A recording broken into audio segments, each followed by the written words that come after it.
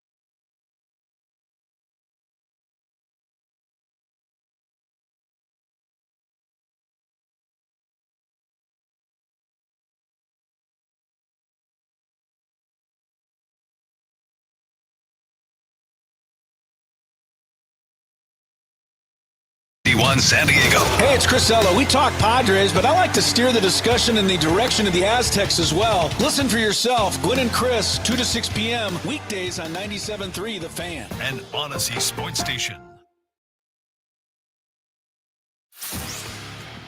Listen up, Friar Faithful. 97.3 The Fan's Padres Roundtable is on the air. Unbelievable! It's time to discuss everything going on with the Padres. The 97.3 The Fan crew is here for the most in-depth discussion on the Friars in our weekly Padres Roundtable, delivered by San Diego Roundtable Pizza. And now, here's your host, Ben Higgins. And welcome back. Week 2 of the 97.3 The Fan Padres Roundtable, brought to you by San Diego Roundtable Pizza. It is pizza royalty, and it's good to see everybody in our panel back in our sound space here at our Odyssey studios, but a new addition this week. Welcome back from the road trip to Chicago and Sacramento to Tony Gwynn Jr. Hi, Tony. Hi, Ben. How are you guys? Good. It's good to see you. We need a little Good to be seen. difference of opinions here on the round table. So we'll get to some of your stories from the road trip. Because after all that positivity, Tony's always very negative. Yeah, totally. That's the voice of Chris Ello, and it's funny that you should bring that up because I wanted to start the discussion today with a wrap-up of what was a very middle of the road 3-3 road trip, but I think it's a good personality test for what kind of Padres fan you are. Do you view the 3-3 road trip as a glass half full? The Padres battled, won 3 games in tough conditions, really showed something, or are you more of a glass half empty that we started to see some cracks in the armor, some pitching deficiencies, obviously some concerning injuries, and do you feel worse after that 6-game road trip of 3-3? So since Chris, you brought up the positivity versus negativity, I'll let you start today. I thought it was a good road trip, Yep. and that's coming from me. So let's try to keep it in perspective. But you lose the first 2, and you still wind up 3-3 with all the injuries at the very end. I thought the other thing that a couple of things. They hit 298 with runners in scoring position on the homestand. They hit 161 on the road trip with runners in scoring position. So they didn't get any clutch hits. They didn't do any of the things offensively that they were doing in the first homestand, but their bullpen is so good. It's masking any deficiencies they might have right now. So I feel pretty good about it. As long as those four guys at the back end stay healthy, gonna be all right. Yeah, Scraby, could have kind of been 2-4 or 1-5 with a couple of things not going the Padres' way. So how do you view 3-3 after those last 6 games? I think it's a pretty good road trip, and I'm buying more and more into what Jesse and Tony are saying about how cold it was in Chicago, because you could kind of see a difference in how they played from Chicago to Sacramento, and I have to think that some of that is the weather. The only thing that we could say that didn't go right on this road trip was Jackson Merrill going on the IL and Fernando and Jake Cronenworth getting hurt, but sounds like they're possibly back tomorrow. So overall, they did what they needed to do. You just need to split your road trips and you're good to go. Woods, you're kind of dooming hard after the 10-4 loss. You were really excited today. Overall, 3-3 road trip. Where do you stand? I loved it. I thought it was great. We talk about it all the time. Split those games, get home. Winning at Petco Park is something they need to do. And the take of you need to beat middling teams. You need to win those series against teams like the Oakland A's. While they're young and fun, they do a lot of things that are great. You're a better team than them. Even a decimated Padres lineup was able to scratch one out yesterday. They show a lot of heart. They have shown a lot of heart already throughout this season, winning a lot of one-run ball games. So absolutely successful road trip. Well, I'll go to Braden next because let Tony ease his way into the roundtable this season. Braden, what did you think of the trip? I thought it was a good trip. I mean, to be honest, if you could go 500, regardless of who you're playing on the road, it's going to be a solid trip. I think bouncing back from the first 2 days in Chicago on Sunday, and the deficit that they put themselves in really showed, the gritty turn that Mike Schilt mentioned last year that's now played into this year. I think you saw that again with, a Tuesday night that did not go their way and started off the day with a Jackson Merrill on the IL. You lose Fernando and Jake Cronenworth in the middle of the game. You lose 10-4, and then you have to bounce back very quickly and play the next day, which is very difficult to do. And they go out there and they win a gritty game against an A's team that is yourself there. I was saying how much I'm so tired of the whole don't call us Sacramento, don't call us Oakland. I say the city names, it's okay. But I just think that last year when they were 500, they were playing 500 ball through the first 100 games. I didn't think they were that gritty, and they would use the term gritty. But right now, they're actually doing exactly what Mike Schilt said this team was. They're a gritty team, and good teams find ways to win when guys go down.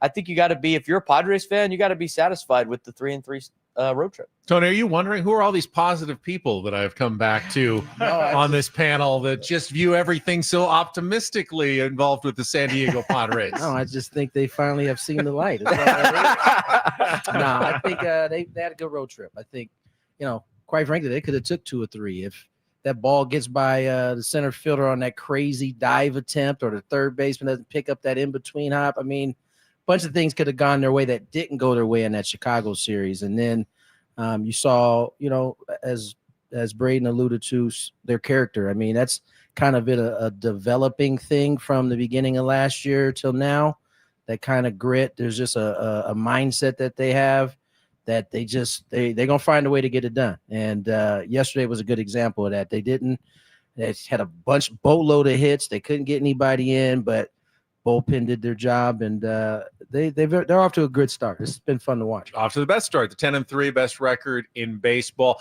Now they're 5-0 in one-run games. There will be some one-run losses at some point this season, so maybe that pace is not sustainable. But remember, that pace is over 120 wins and an all-time baseball record. No one saw that from this team. They're just getting a little head start here with a good opening to the season. Now, Matt, you did mention Jackson Merrill's injury. That's a real concern, at least for a week or two. And, hopefully Fernando Tatis Jr. and Jake Cronenworth do return. But the question, I think, now for the Padres, we saw some of the reserves come up and contribute in a big way yesterday. But overall, do you guys think that the Padres have the depth if they do have to face a chunk of the season, whether it be now or later, where they're missing a couple of the regulars, a Machado and a Merrill, a Tatis and a Cronenworth for a month and a half, because that does happen. Do they have the position player depth, Braden, to withstand that and at least tread water while their guys could be gone? Well, I think yesterday was a showing of whether or not they had it, at least against a below than average team in the A's. But they're not like, it's not like the A's team they played is one of the teams that they've had in the last 2 years in Oakland. I mean, they have some solid players. I mean, like everybody likes to say in baseball, they got paid professionals over there too. But I think that's a big reason why you go with a lot of veterans that have been there and done that before, right? Like the Jason Haywards of the world and some of these guys that they brought in. Now, a lot of those guys statistically haven't been performing to a high level, but yesterday when you needed them to come together and play a hard-nosed game, they went out there and did it. Guys like Jose Iglesias, who might not be off to the best hitting start that maybe the Padres were expecting, but can really do it with his glove. I mean, I think that all the players that got pressed into action found different ways to help contribute to the team to winning. And then on top of that, I still think you've got a couple of guys down in AAA that could probably help the ball club out at some point in time with Connor Joe and Tirso Ornelas. And, Eggy Rosario started in center last night for the Chihuahuas. And then you saw, Oscar Gonzalez came up and did a couple of good things over those couple of games. So, if they have to have those guys play the entire season, you're already in a world of hurt anyway. But to fill in for a couple of games here or there, maybe a max of a week, I think the Padres are okay. And Woods, what this really is kind of an evaluation of A.J. Preller's offseason, because a lot of the new guys are guys that he brought in specifically on minor league one-year type deals to be these depth pieces. Did he get it right, in your opinion, so far? Yeah, so far so good. I've said it before. If I could magic wand Jason Hayward into hitting 20 home runs and hitting 280, I would do it in a heartbeat, just because I love the guy. Watched him yesterday. We didn't talk about it on the show. Watching him busting it down the line, sliding into first, beating one out, like setting the tone for the other guys on the team. That's a guy that's been there 16 years. He's got a ring at maybe 2, and knows what that team needed yesterday, and it was to set the tone. And I really wish a great season for him. But I do think, and Braden mentioned it, Connor Joe's down there, always gives you a good AB, can get on base. Tirso, it kind of remains to be seen at the big league level, certainly. But obviously that's a piece that they are interested in and want to, probably bring up at some point. But so far, so good. Yeah, I mean, you can't argue with a 10-3 record. Tony, when you look at the depth, how patient should they be with a guy like Tirso Ornelas, who's off to a slow start at the plate? Hayward as well, knowing, as Braden and Woods mentioned, there are other guys at AAA who had good springs and are off to good starts. How quickly do you make adjustments on the roster, before, because you can't undo some of those moves once you make them? Yeah, I don't know that there's a time limit or a segment of time that you give. I think you know it when it's time. I think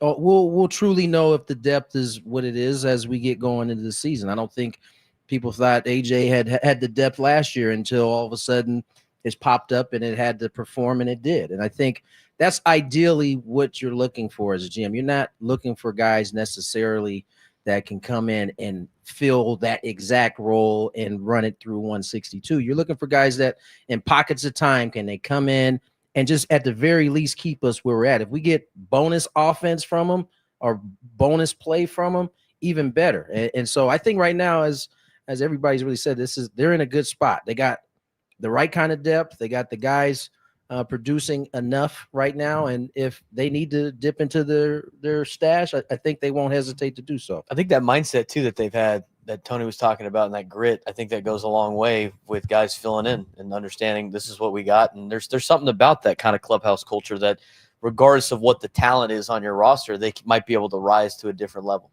And Chris, it's funny. Woods and I were talking about it this morning. Nowadays, managers will find different off days for their stars. One guy will rest on a Monday, one guy will rest on a Wednesday. Back, when I was growing up and you watched, there was always just a Sunday lineup. They'd have the regulars would be in Monday through Saturday. And on Sunday, you'd see a lot of the B squad bombers, the reserves would get their day. And yesterday felt a lot like one of those B squad bombers days. For the getaway day. Padres. Yeah. Yeah. Okay. Enough about all positivity. Okay. Let's at least Here we go. Let's at least open it up here just a little bit. you can't be happy with what you're seeing from Yuli Gurriel yet. I don't think you can be happy with Hayward yet, the way he's swinging the bat. I'm not thrilled with Elias Diaz back there right now. I think Maldonado plays such great defense. It doesn't matter. And he also had a 3-hit game. So, I'm not sold on their depth right now. But again, if any team loses a Machado or Tatis for a month and a half, it's going to hurt. And the Padres would be included. But I think they have enough depth. I don't know that they have the right depth in there yet. And I think that that's still to be determined over the next month or two.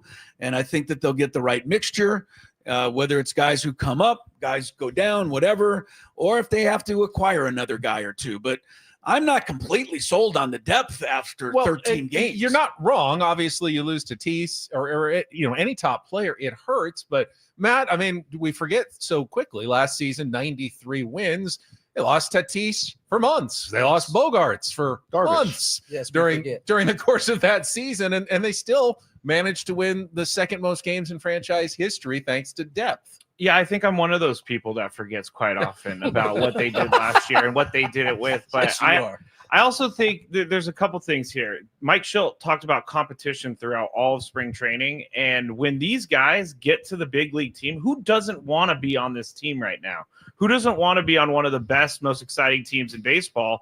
So the competition to get there is fierce, and the competition to stay there is also fierce. And I really think that what Mike Schilt has brought to this team has completely changed the outlook. And I can't remember which player said it, but I was reading in Kevin Acey's newsletter about how they bought into this in the second half of last year. And it was a mindset throughout the entire offseason. They all thought about it all offseason, about what their approach was and what they need to do. So I think that is what Mike Schilt is doing. And I think that the depth is going to – what Chris said is right, though. There's going to be a better mix at some point for this team. Perfect segue here. And Xander Bogaerts, too. Like, Xander Bogaerts, we need to give him a little bit of credit right now. It's playing well. He's absolutely playing well. It's a perfect segue to my next question here about Schilt ball on our 97.3 The Fan Padres Roundtable, brought to you by Roundtable Pizza, San Diego Roundtable Pizza. It really is pizza royalty. So we're seeing a lot of the same things this year as we did last year. The Padres, last check, led MLB in batting average as a team. They're top 4 in stolen bases. They're being aggressive, but they're in the bottom half in power numbers, home runs. They're not hitting a lot of those. In modern baseball, and let me start with Tony this time, is that going to be an effective strategy, or do they need more slug and more power from their stars? I assume we're going to see some of that, but they've definitely got an average first approach, a very Tony Gwynn-like approach, as it were. And your question is, can they be sustainably successful without being, one of the top 10 home run hitting teams in baseball? I mean, I think that's already been proven at this point. If that means, if you're asking, does that mean they're going to get to a World Series? I don't think you really know. I think that also goes for the teams that are in the top 5 in power. They don't know if that's going to be sustainable all the way through, but it gives them a shot. And I think what we learned last year, and when you compare it to the year before, based on the type of at-bats you saw, the type of approaches you saw, what we learned is that that approach fits this roster better. We saw what it looked like when we were trying to hit the 3-run homer. We were trying to get the big inning, and a lot of times it left a lot of runners on base, and you end up losing a lot of close games. And the flip side of that last year was you started winning all of those close games. Not all of them, but most of them. And I think that approach plays. It's not just a base hit approach. That's the thing. It may be a base hit approach here in April and March when it's cool, but as it starts to warm up, you'll start to see the slug pop up a little bit more, as we saw pretty much in the second half of last season. So I'm all in on this approach. It's a lot more. I think it's a lot more fun for people to watch as spectators.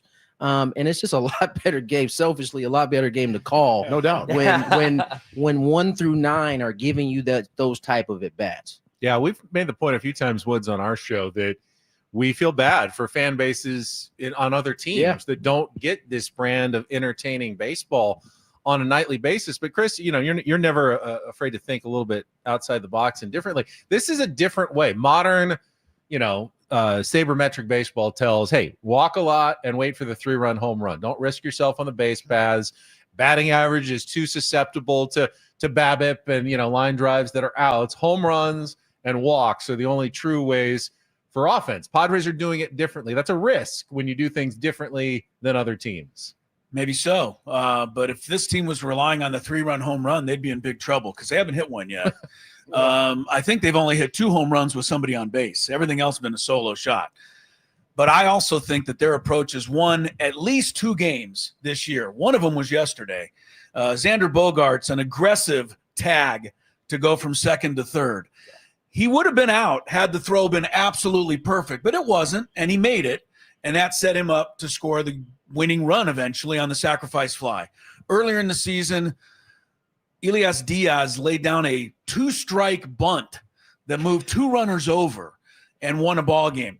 Nobody sacrifices anymore.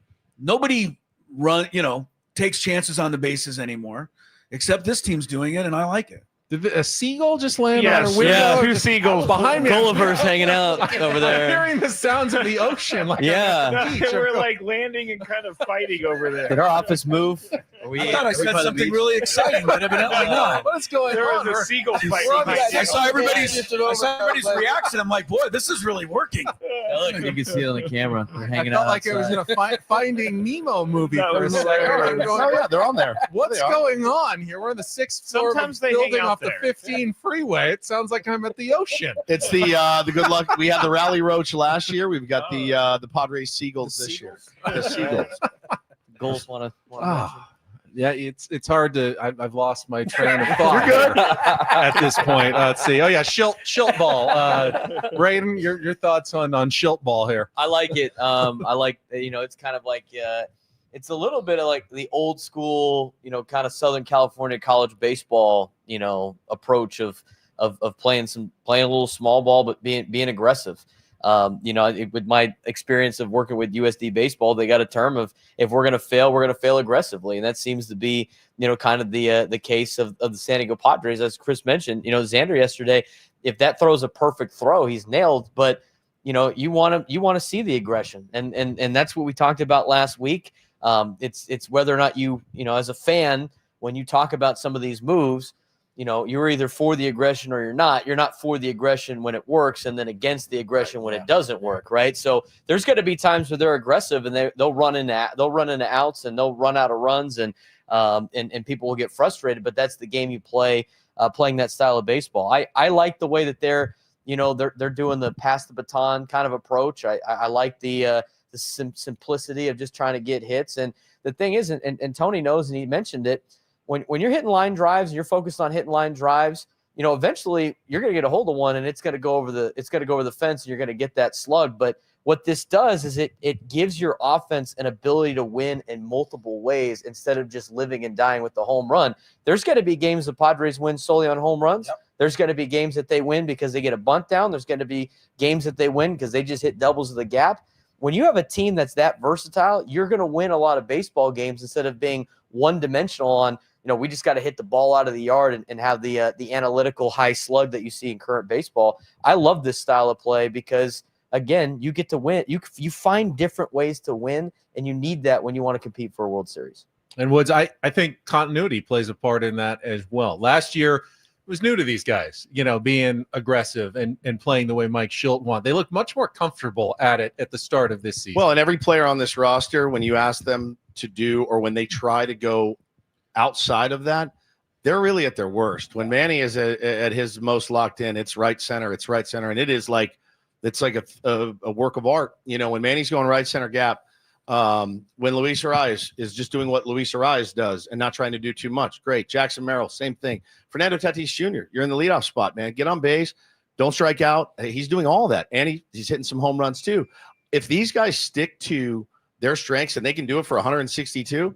I shudder to think what the record's going to look like at the end of the year. Really, I mean, once you try to do too much, there's the oldest saying in baseball that I heard was do less.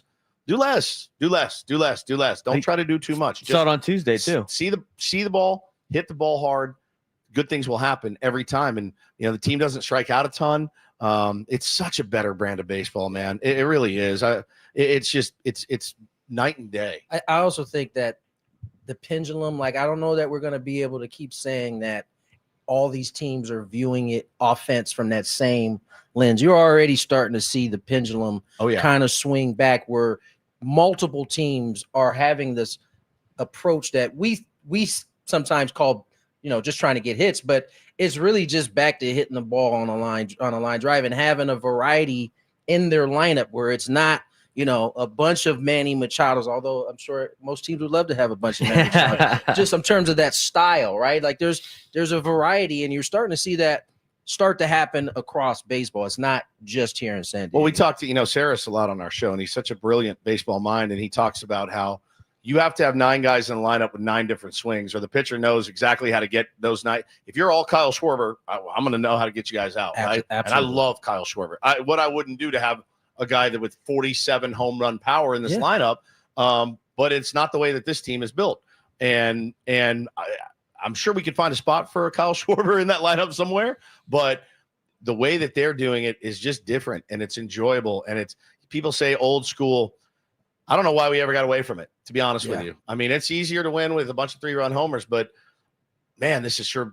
Those are hard to come by. They're hard to come by. They're really, really hard to do. Well, to pick up what Woods was saying too, I think you saw it Tuesday when no Merrill, Tatis goes out, Cronenworth goes out. All of a sudden, in Manny's, Manny starts swinging at that slider low and away. And it looks like he's trying to just do everything himself. And he went away from what he had success at the beginning of the year. And then yesterday wasn't doing it anymore, right? And that's human nature, right? You go up there, you look at the scoreboard, you feel like you could try to get the runs back, or you got to try to do a little bit more. And then it puts you, behind the 8 ball a little bit. Every time Jeffrey Springs found that changeup on that at bat to Manny, and Manny was 3 times, and it's and he spit on that all year until that. To be fair, it wasn't just Manny; it was everybody. And so Springs just used that to his advantage, and was just going to keep throwing pitches off the plate. And they were hacking because they were down, and they're trying to scratch runs out, and it's just when they stay with who they are and what Mike Schultz has been preaching.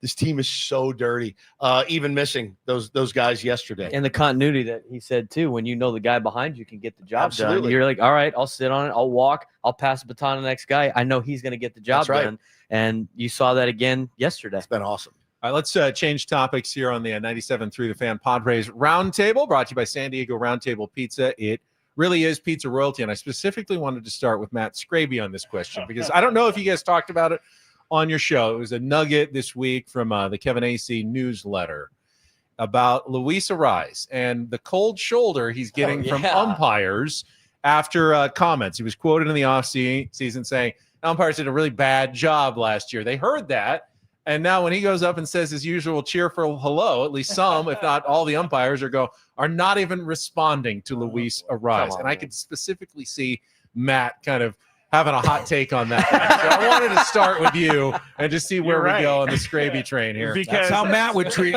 That's how he would treat Luis Arraez. We're venturing into Scraby stand. I actually heard Tony and Jesse talking about this on the way down, and I was surprised at Tony's reaction to it a little bit because Luis Arraez says that he doesn't think that they're calling balls and strikes differently. So he's not saying that, but are umpires some of the softest people in the entire universe? You can't have one guy say that you were bad last year and just move on. How many times do we get messages about how we stink at our jobs? We move on. Umpires hold on to this stuff. Yeah, you move right on, Scraby. You never who is this guy? Right? You never obsess about one negative tweet that you get. And to ignore a guy because – and I think there was a translation problem as well, or – Tony, you can tell me. I want to know what Tony has to say. I think that, the English is Luis's second language, and it came out how it came out. But I don't know. Knowing Luis, it's hard to believe that that's how he didn't want to call them bad. Right. There was a more tactful way of getting to that. I just don't know that he was capable of getting to that. Right. Secondly, listen, if we read that an umpire had said that we were trash, we would feel as a player. Okay. Because you're kind of in that. I know umpires and players, but they're all kind of in that same fraternity in terms of Major League Baseball. So I can imagine that rubbed some guys the wrong way. the trip part is that it was one of the umpires that tipped Luis off. Like, hey man, I just want you to know We saw this. this is going around. And so Imagine being mad at that guy. Right. If it's Bryce Harper or somebody like that has been thrown out a bunch. If it's Bryce Harper, you're like, oh, shocker, he's got a problem. You got to look at the man. I agree. The player. I agree. I agree. And listen, I think there have always been certain umpires that are a little bit more sensitive to those type of things than others. But I also think it also speaks to Luis's character that he got out in front of it, Said, I'm sorry. and said, hey, listen, that's not what I meant. I apologize. As you said, Luis has a good rapport with all those guys. You see him every game come in. He taps the umpire on the shin guard, says what's up. I can imagine he was probably feeling that, which is why he had to. He felt like he had to apologize. Is it true that he has tried to speak to these umpires and they do not respond to him? Because if that's true, that's even. I'm not down there. I don't know. That's what Luis said. He feels like he's getting a cold shoulder. Listen, there are times where I can remember saying something to the umpire, and he might not have heard me. Like the crowd's cheering as they're giving your name. But if he's saying it happened, it probably happened more than once. So stand for Luis. I imagine that there's those couple that were probably feeling salty about it. I imagine That's elementary playground stuff. That's right. The silent treatment. Let's see what the resident whistleblowing official Why are you on the panel. Let's there see we what go. the resident official has to say about this. for a resident referee, Chris Ello? You just called umpires and officials basically soft. Umpires. I am going to come over there and smack you. Umpires. Have you? Even umpires. I mean, no, they never get a home game. They get booed for every single thing they do. We don't hear everything that's even said. You can't imagine it. I agree. We have managers and players both screaming obscenities from the dugout on every ball and strike, Aaron Boone. So don't tell me that umpires are soft. You don't get that job if you're soft. But isn't I'm that not part of happy the with job? your comment. Isn't that when you sign up for the job, you sign up for all of that comes with it? Well, if a guy says I suck, then I'm going to get up there and suck. Sorry. And See, that's the wrong attitude. To be fair, that's not what these umpires are doing. Right. They're doing good. Yeah. They're calling the game Right. as it's called. I just want to make the sure. other thing is no matter who the umpires are, it really doesn't matter because it took 58 bats to finally strike that guy out, and you had to hit him with a pitch to do it. That's right. So it's not really having a big effect on him. Yeah, he's fine. Yeah. He's fine. It's the goading umpires that always bother me. It's the one that are spoiling for a fight. Absolutely. Right. Yeah. Well, what was it, Laz Diaz the other night? Yeah. Terrible job. I mean, they absolutely can have bad days too. I am sympathetic to that. I don't argue with umpires nearly as much as I used to. So I appreciate the gig, but yeah, man, like do your job. And again, know the man.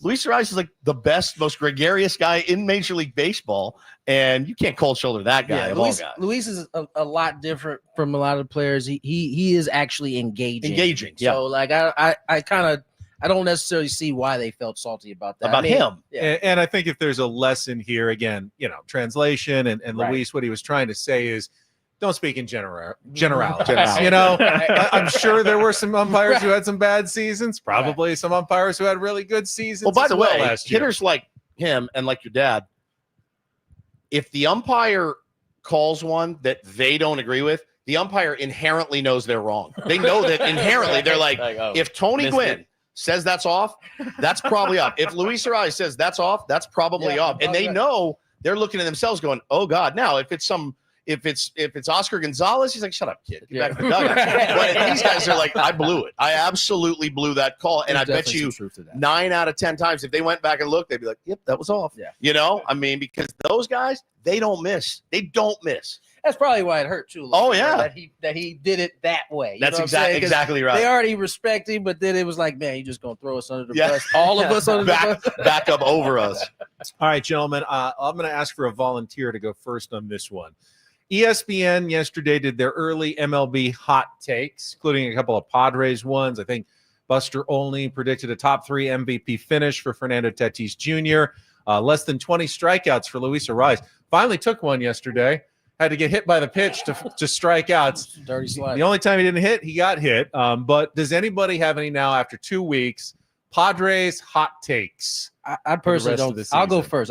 I don't think Buster's is a hot take. Really. I mean, Toddy he just seems And this was before we even got to see the season. He just seems primed to really give a good run at that MVP. I think he is. I think more than anything else, I think mentally he is in a really good place. I mean, I can't remember a time since he's been with the organization that he's been like this, like engaging, this like kind of just calm, and like he just seems Confident. He's always been confident, but now there's just like this calmness about him that you sense when you're around him. And hopefully the shoulder thing is not a big issue at all, because I think he's headed that direction right now. I'll throw one out because this is very unlikely to happen. You don't see it very often in Major League Baseball anymore, considering how careful they are with starters.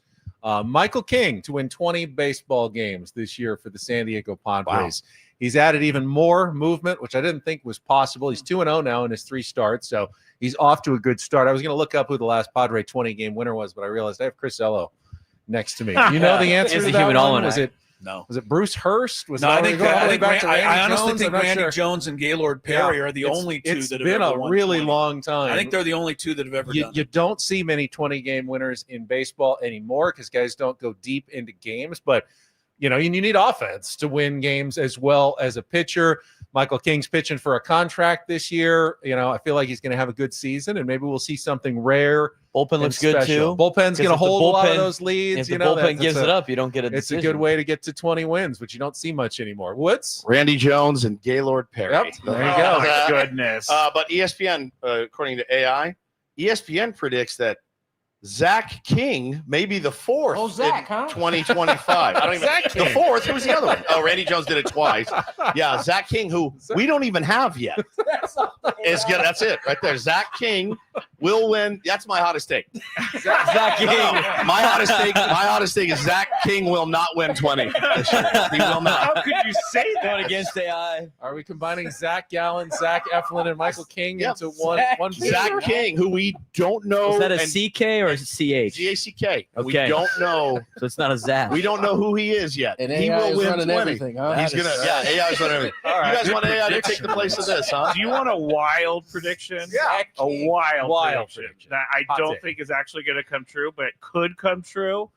MVP, Cy Young, and reliever of the year for the National League on the Padres this year.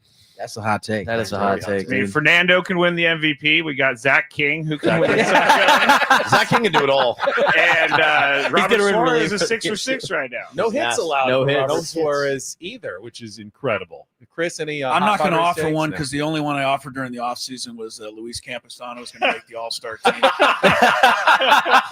not looking too good at the He moment. might always so. be his coaching. He hot could take. make the AAA All-Star team. could. He's off. Oh, yes, Start, sure. so That counts. Did you specify You didn't which specify. All-Star? Go back to the tape. That Go is back to true. the tape. I will give that to Specify. Chris. I'll give it to him. Go back to Didn't the tape. specify. Braden, any hot? I takes think here? it might not be that hot, maybe a lukewarm take, but I think Xander Bogaerts is going to have a top 5 WAR season in his career. So when you look at his career overall seasons, I think he'll, and just to show that he's poised for a really good year. His first year with the Padres, he had a top 5 WAR season in his career. He had a 4.4 WAR. And people seem to forget that. I love the start that he's off to. He's a very likable guy. I love the way he handles the media. I like the way he's a pro's pro. I think having him in the organization is phenomenal. I think he gets too much of a bad rap from Padres fans. And in fact, I'm sick and tired of hearing it every single day about how much that guy sucks when he Take doesn't. it up with that guy on the end over there. I don't complain about He Xander thinks that Bogaerts. Xander Bogaerts There's a lot makes of too buzz much running money. over And him. I get it. That's not his every fault. time he says That's not his fault. That's not his fault. So I have planted my flag a couple of weeks ago. I'm going to be the biggest Xander Bogaerts supporter because No, Mike You Schultz need- the biggest. yeah, well, one, that's stand, fine. Stand in line. You can't get through a Schultz news conference without a comment But- about Xander Bogaerts. but he's nowadays. he's off to he's hitting the ball harder than he's had in a long time. If you look at his hard hit percentage, it's the hardest this season than any other season in his career. And he's already the hardest hit ball that he hit so far this year is in the top 3% of Major League Baseball. He hit that ball against Atlanta at 112 miles an hour. I think that is showing that he's healthy. His wrist is ready to go. And I think you're gonna have a pretty good season out of Xander Bogaerts. Can I address Chris real quick? Because I do not want Xander Bogaerts slander put on my name. I love Xander Bogaerts. Maybe, I do get on athletes' cases for making a lot of money and not performing. But who's to say that Padres offered him the contract? Well, that's very true, and he took the contract. I think Xander Bogaerts is great for this team. I even did a whole segment on the Scraby show last year when he was struggling about why he's going to turn it around. So check that tape, Chris. I'm combining. Shakes his head. Speechless. Drop the mic. There's more show to get to. I'm combining the roundtable, the draft, and the 7th inning stretch into one today. And I'll get to the question in a second. But first, I wanted to ask Tony specifically, how is Sutter Health Park, really? I mean, how is playing baseball, Major League Baseball in a minor league park? Your impressions? I thought they did a good job. Did you have a mushroom sandwich? I did not have a mushroom I hate sandwich. mushrooms. I do too. I hate mushrooms too. So I didn't have a mushroom salad. Listen, I think nobody had their mindset on it. I think everybody understood what they were walking into. Sutter Health Field has always been one of the higher end AAA parks. I mean, at least when I was playing, they had set attendance records for so many consecutive years. So I thought it was good. I thought it was fine. Did you go in the media shed? I did go in the media shed. No, I did not go in the media you shed. saw the media. Was there a part of it for these guys that might have even been a little fun? Like it's because it's different. I think fun. I think for the road team, you could probably run into that, right? Yeah. You're only there for 2 days, 2 nights, and usually you're leaving on the 3rd day. Yep. So like probably around the time it's starting to get a little tight, things are starting to get a little uncomfortable, you're leaving. However, for the home team, I wonder how long that's going to be before they start to, because they all of them to a man had like the best mindset about it. Yeah. Going into the year. But I imagine when you get into July and that 100-degree weather is coming down on your head, Start looking forward to road trips. Exactly. But I thought all in all, it was Year pretty two, year good. 3 It of was that pretty as good. well. All right, so that leads me into our roundtable draft / 7th inning stretch question. Remember the rules. Wait, where Can't- is this? I don't. All right, so everyone gets to pick. I ask a question, and you can't pick the same answer that's already been we taken. did So you have to start. come up I with got your own, even if you wanted to steal it. So today's question is, outside of Petco Park, what's your favorite baseball venue? And why? And it can be a major league park, minor league, college, high school, whatever. What's your favorite baseball venue? Tony, you seem to have an answer. I'll let you take the first draft pick today. It was really cold, but Wrigley Field is by far. You love Wrigley. It is the best of the best to me. Outside of this place here, if you like the history of the game, if you just like the old school setting, I don't know. There's something about that place when you walk in it. You just feel like it's. Do you feel that way when you're hauling your gear up the ramp? That's more Dave Marcus. Dave's job. Dave probably I got a hates backpack Wrigley. on, so I'm pretty light going up. What But about when it's 40 degrees out? even that's the thing is, even though I was as cold as I've ever been in Chicago this last time, I still Love it. enjoyed it. Yeah. Like watching a game from, especially where I get to watch the game from now. Watching the game from that view, there really isn't a whole lot like it. Woods, you lived in Chicago. You got the second pick. Did he I'm sorry, steal my your story. pick? No, or you got something else? honestly, I used to love going to Wrigley Field. But I was drunk a lot, when I went there. As you should be. Man, I got to tell you, I was really impressed with Oracle last year. That was one of the best experiences. We took the whole family up for my wife's birthday. It was spectacular, spectacular. Another one. Great area around the ballpark, great food at the ballpark. The people were reasonably pretty cool and friendly, and Padres dominated that night. It was just a perfect night. So that stands out for me. I haven't been to a ton of the new ones. Old Yankee Stadium was insane to go to. Yeah, absolutely insane. No fair taking a whole bunch of answers. Sorry. Give Well, I didn't know you traded up for the draft. no old stadiums. But yeah, I'd say Oracle was. I really look forward to going back. All right, Braden, what's your draft pick here? You said any baseball venue, venue, yeah. but I'm gonna stick with the major leagues. I really like watching games at Coors Field. I think Coors Field's a pretty cool ballpark. From the fan experience, the rooftop that they have, and it's very Petco Park like but like a Colorado vibe. Obviously, you got the beautiful view of the Rocky Mountains, and I think the way that they did their park is awesome. The rooftop, as mentioned, they have fire pits up there, and it's pretty cool. They got the mile high seats like in the top deck, so I really enjoyed going to Coors Field. I thought it was a cool experience. I'm going to go next because I don't think I'm going to steal anyone's answer. I've been to all three, and they're all terrific. But I'm going way off the board, and I don't think any of you have ever been there, but I've been there 4 times. I think Williamsport, Pennsylvania, I've never the Little been. League World Series, Lamity Stadium there, maybe the best venue I've ever witnessed baseball. It's just That's cool. It's such an amazing atmosphere at the end of summer with the kids out there and everything that goes on. It's just so special, and it's such you're transported back in time almost. You drive hours from like Philadelphia to get to Williamsport, which is it's the middle of the state, and there's a river and a bunch of trees, and all of a sudden this stadium, this like everyone played Little League here, and like you always dreamed of getting there, and you never came close. And then I got to go as a reporter 4 times and be there, and it was like, wow, this was my kid dream, every kid's dream, and I'm getting to watch these kids live out the dream in this stadium. That's So legit. I'll pick that one as mine. Scraby? Last year's Oakland Coliseum.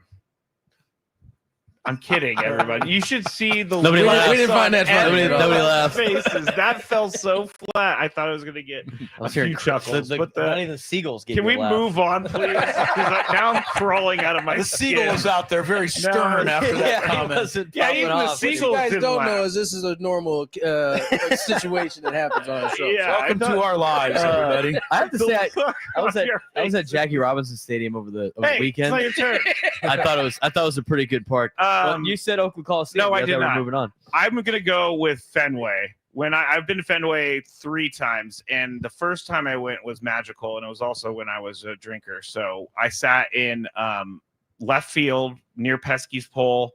We did the Sweet Caroline. That'd be field. right field because left field is the Oh, sorry, monster. right field. Yeah, the monster. Right, right field. Pesky. I was looking at it from my If view you're on of the my other seat. side, though, looking I guess you it's can the other way see. around, of I'm course. looking from my Yeah. seat. I can still remember it. But we did the whole Sweet Caroline thing, and it's just it's like one of those. It's like Wrigley. When you walk in, you just feel history. Babe Ruth played there. Like guys like that played there. After hearing that, I'm not really convinced you actually were at Fenway Park. I'll show you pictures, but I don't remember that first. So. All right, and I believe, Chris, you get the toughest pick the Thanks. last one today. I think all of mine were taken. Yankees, Fenway, Wrigley would be my top 3.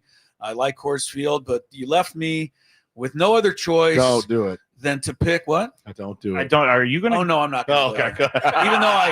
Even though I spent much of my childhood going to games there, I'm not going to go there. Good. I think the best view in Major League Baseball is at PNC Park in Pittsburgh.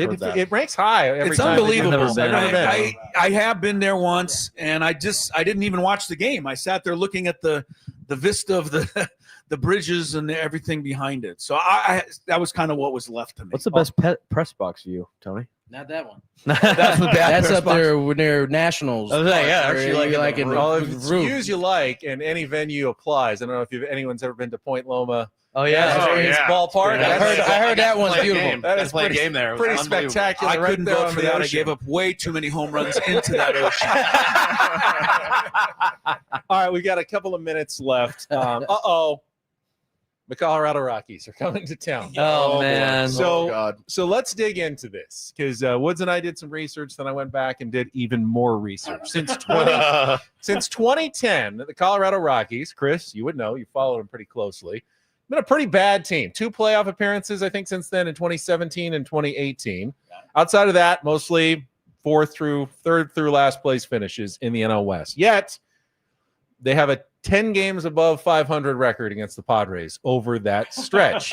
Better against the Padres than any other team in the NL West. Why? Why do the Padres play consistently so poorly against the Rockies? I don't think they play so poorly against the Rockies. I think the Rockies, for some reason, play above what they normally do. Brenton Doyle will be Mickey Mantle this weekend. Ezekiel Tovar will be Barry Larkin. Michael Tolia will find his power stroke. Marquez will pitch, like Bob Gibson.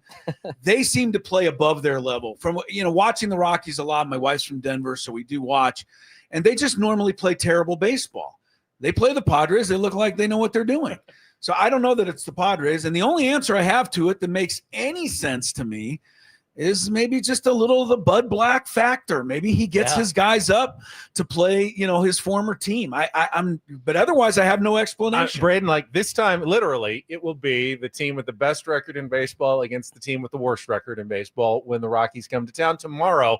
Yet Padres fans will all be chewing on their fingernails for this series because they know what the Rockies have done in the past. Yeah, I've seen Kyle Freeland shut us down multiple times and then get absolutely shelled by everybody else around Major League Baseball. So I don't really know. I was going along with what Chris had to say. I mean, maybe it's the Bud Black factor. I mean, they got 2 local kids coming into town too. I don't know if that's gonna be a huge factor with Mickey Moniak and Sean Bouchard, but I don't know why the Padres can't beat them. I mean, the only thing you would say would play down to the level of competition. But as Chris said, I mean, it's not like the Padres play that poorly against Colorado. I mean, the Rockies seem to turn it on. And you know what? When you are a team that is the, hunted instead of the hunter, you're going to get a lot of teams' best shot, and you're going to get the Rockies' best shot probably more than a lot of teams outside of San Diego and LA for the Colorado Rockies. Tony, are we looking for an explanation that doesn't exist? I thought maybe 2023, the team that never really took anything that seriously. They did okay against the Rockies, yet last year's team that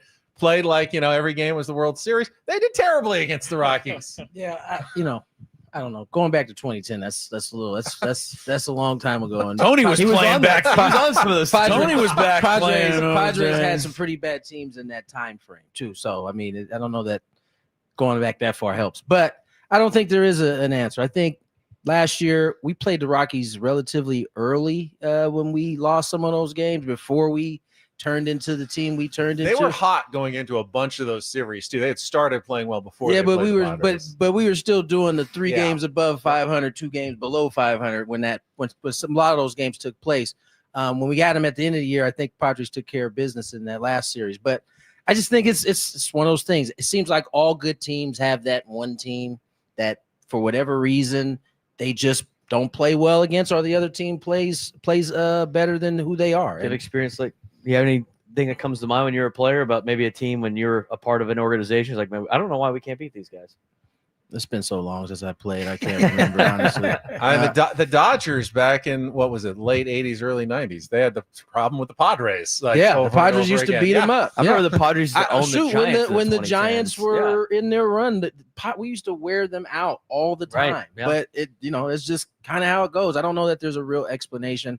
Hopefully it'll be different starting tomorrow. But Woods, like this year, maybe it's the year they can least afford it when the rest of the NL West is so tough, and you expect the Dodgers and Diamondbacks and now Giants to beat up on the Rockies like they always do. Padres can't afford to give up 5 or 6 games in the standings against the Rockies compared to the other teams. No doubt. The pressure's squarely on the backs of the San Diego Padres at home this weekend. It's the series that I hate the most every single year since I moved here in 2010. I feel like I'm always end up at one of those games. There's the explanation. Woods came in 2010. We got it. It's true. I'll be going Saturday night, and I fully expect the worst to happen just because that's what I've seen. And it's you have to beat up on those teams. All those really great teams that would win the division every year, they beat the crap out of the lower level teams. You just have to do it. You have to do it. These games are really, really important. Every mistake is magnified. They seem to take advantage of every mistake. They're young, they're a young, hungry team. They got something to prove. They want to beat Manny Machado. They want to beat Xander Bogaerts. They want to beat Tatis Jr. They do. So the target's on your back. You gotta find a way to win the series, man. Just to piggyback a little, sorry, but the Rockies do go 0-12 against the Dodgers and Giants every year. Right. I mean, so it's true. They beat the Padres. They really don't beat the other teams at all. At all. Yeah. So I think that's a myth. I really do. I mean, I know that those 2 particular teams you're talking about, yes, but good teams lose to bad teams all the time, and they don't always have great success. I will say this. Padres are playing the Rockies. Cubs are playing the Dodgers. Yankees are playing the Giants. So, we could talk about Rockies and Padres. Padres lose 2 or 3. Those same things can happen to the other team. Yeah. It's a wash. It's early in the season. Sure. Dodgers almost got swept by the Nationals. Not That's that the right. Nationals are terrible, but it That's right. happens. Matt, you don't seem afraid of supernatural explanations. Is there a curse? I actually clearly listens to the show. I do. You know me very, very well. I was gonna say, because everybody said everything that I was thinking, but the curse of Charlie Blackmon's beard is gone. So maybe that's Yeah, we have Hey, Dylan. true. We have Dylan He's been Cease's- there since 2010. We have Dylan That's Cease's right. beard now, though. yeah, which Chris and I have determined that Dylan Cease needs to shave his beard. Yeah, and go is that back what to it the is? Gotta mustache. go back to the Yes. Doc Holliday It mustache. hasn't worked out for He him. needs so to go far back this to year, being Doc but Holliday. We've seen Charlie Blackmon's beard. Yeah, he's still with the Great organization, days. though. He's still with the organization. So But he I can't hit a imagine home Did he run. not come to San That's what I'm Diego? saying. I imagine he'll be in If the he walks suite. out of the dugout, we're in trouble. Yeah, he's brutal. Just last couple of minutes. Let's forget about the Dodgers for a second, since we're talking about the NL West, though. Giants off to a really hot start. I think we all thought the Diamondbacks were kind of the wild card team to watch. Is anybody more worried about the Giants now after the start that they've gotten off on? Wood, you're not. Yeah, of course. Like more worried about them in Than- general, than or we more were worried at the about beginning them of the than season. the Diamondbacks. Or more worried about them than the Diamondbacks. I'm worried yeah. about everybody in the NL Yeah. West, and especially the Colorado Rockies. I'm I just not- said it. There's not a team in the West. There's not a team in the West No, that I'm not you're afraid not of. worried about the Rockies acing anybody out for a wild card. No. spot. Correct. You're worried Well, about but the game specifically against their team. you know, there's a way the Rockies could ace the Padres out of a wild card spot by beating them a bunch of times, and we don't get a wild card spot because He is of it. clearly concerned. Very. But the Giants are terrifying, man, and you know they're also finding ways to get it done without a ton of star power. Speaking of pendulum swinging, right? That was a team that was platooning and Yeah. doing all of the they're with Buster on. I almost called him Buster on. Buster Posey running the ship there. They're playing a Back to very, basics. very similar fashion of baseball that we're watching here in San Diego. I thought that team from the moment that they signed Adonis and they got Chapman locked up. Yeah. I thought this team was going to be the real wild card in the division, just from the standpoint nobody was expecting. I think the Diamondbacks aren't sneaking up on anybody at this point. I think they should be regarded as a top tier team. The Giants have a lot of the ingredients that could cause a lot of trouble at the end of the year. I predict they'll go away quickly. They have two starting pitchers that I see. Robbie Ray and Logan Webb. I think they wasted a ton of money on Verlander. He looks like he can't get through the first inning so far. I don't think they have the depth to keep up with the rest of the division. Right? I agree with Chris. I don't think it's sustainable what they currently have. I think they'll probably be a nuisance for a long period of time. In terms of division, you always got to be worried about everybody in your division. I'm still worried more about the Diamondbacks if I had to pick over the Giants. Gentlemen, it's been a fast hour. I want to thank everybody for joining us on the 97.3 The Fan Padres Roundtable, brought to you by San Diego Roundtable Pizza. It really is pizza royalty. That pizza is calling to us from right over there. Tony, it was good to have you for the first time this season. And it's to be here. Home this week for the Rockies and the Cubs coming to town. So some games at Petco Park coming up. We'll talk to you next Thursday with another edition of the Roundtable. For Matt Scraby, Stephen Woods, Tony Gwynn Jr., Braden Surprenant, Chris Ello, and the Seagulls out on the perch that enjoyed the show as well, probably hoping for some pizza. I'm Ben Higgins. Live Braden Surprenant shows coming up next here on San Diego's #1 sports station, 97.3 The Fan. Have a great rest of your day, everybody.